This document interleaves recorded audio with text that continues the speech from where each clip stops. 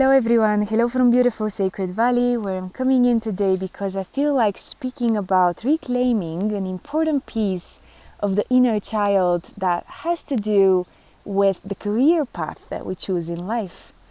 And first I want to speak a little bit about what does it mean to reclaim a piece of the inner child. So the inner child is the part of our psyche that contains the memories of our childhood, like the beautiful ones as well as the painful ones. And it also contains behaviors associated with the child that we were, and the qualities like wonder and playfulness and exploration and joy and innocence, that we associate with being children. And why is it important to reclaim pieces of the inner child? I really like using a model from Shamanic culture to explain this, where it is claimed that as we grow up and go through different phases of our early childhood and adolescence, there are moments in which we experience extreme pain or something really difficult to process happens to us. And what that results in is that a part of our spirit leaves from our body together with certain qualities and certain gifts that we have, as well as some of the pain that we were not able to process at that phase of our lives. And that those pieces can come back years or even decades later, and they can come back by being invited, or sometimes they just come back on their own when we find ourselves in the right conditions or in the right level of maturity and strength, oftentimes to be able to process the pain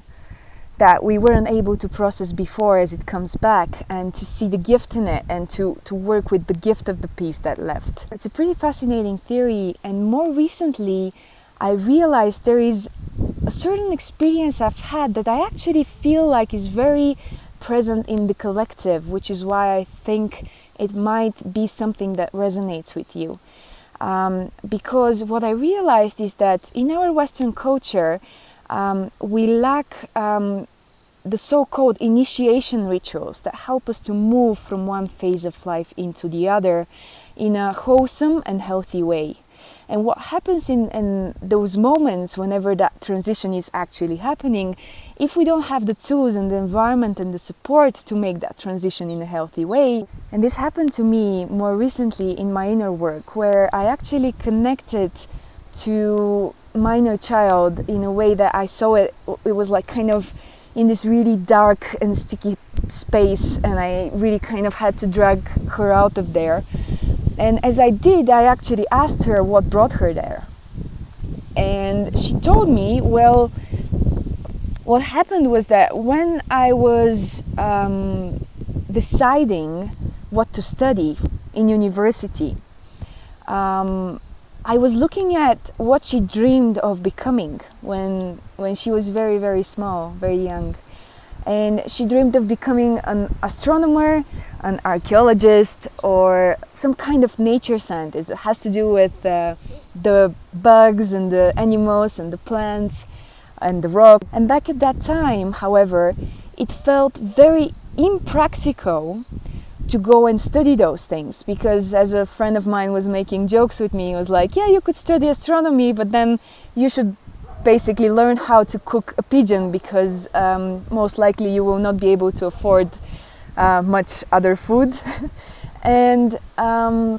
remember it was a very difficult moment for me, and eventually I did end up deciding to study business, telling,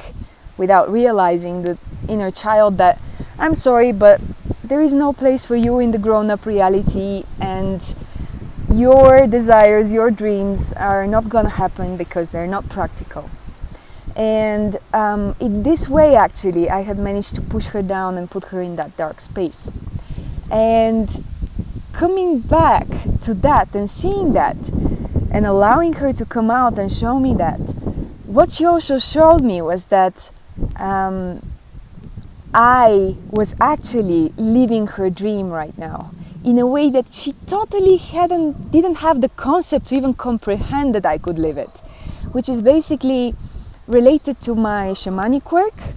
where I usually go into this trance-like state that's being half awake, half asleep, and I journey up towards the sky, down towards the earth, and I meet all these different beings, like different animals and plants and rocks and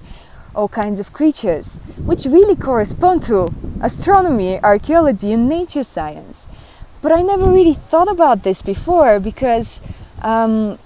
it's so far away from science. But I didn't even see that the inner child didn't really care about science. She was not that kind of precise, specific kind of being. She was all into curiosity and wonder and mystery. So this is actually the qualities or the energies I experience right now whenever I do my shamanic work. And it's been such a fascinating shift for me to realize this. And so the reason I'm telling you this is because I feel like it might be worth checking with yourself whether you might have gone through a similar situation in choosing what to do with your life, with your career. And if so, inviting that inner child to come back and show you what it wanted, and seeing what is the way in which she's actually living that dream right now, even if it's not like 100% the same, or even if it's just a couple of percentage points that you are close to her dream or his dream. Just welcoming that and exploring that and connecting with that and seeing what can I do to start welcoming that piece of myself back that I might have actually lost somewhere along the way of growing up.